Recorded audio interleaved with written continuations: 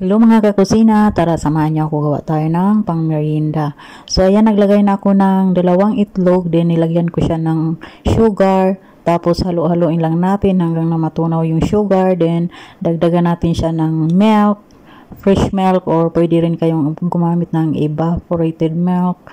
Tapos nilagyan ko siya ng melted butter, tapos yeast. So, dahil wala akong baking powder, yeast ang ginamit ko. Dinilagyan ko siya ng vanilla powder. At then, 1 cup na all-purpose flour. So, i-mix-mix lang natin hanggang na mawala yung lumps. E di, syempre, salain natin para talagang mawala yung mga buo-buo na harina. So, ganyan ang diskarte mga kakusina para magiging maganda yung texture ng ating butter. So, at ayan, tapos na siya. So, isalin ko siya sa aking maliit na pitchil para mas mabilis yung pagsalin natin sa ating mga cups.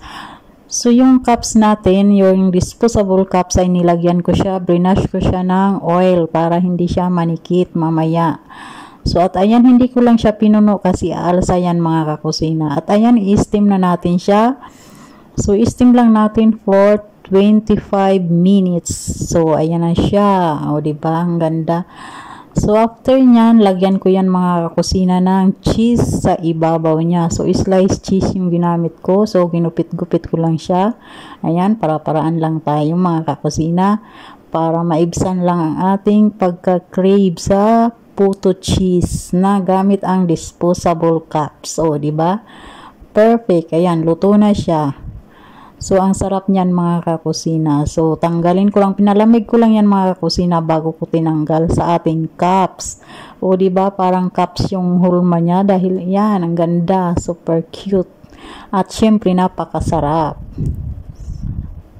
So, ayan, tapusin ko lang yung pagtanggal na natin sa cups niya. Then, syempre, tikman natin yan mga kakusina. Ay, naku, napakasarap. Perfect sa kape. Perfect talaga pang merienda. At ayan na siya. O, diba? Siksik, lig-lig yung ating puto cheese sa disposable cups. So, yan. So, yummy-yummy. At yan lang mga kakusina for today's video. Thank you so much for watching. Bye!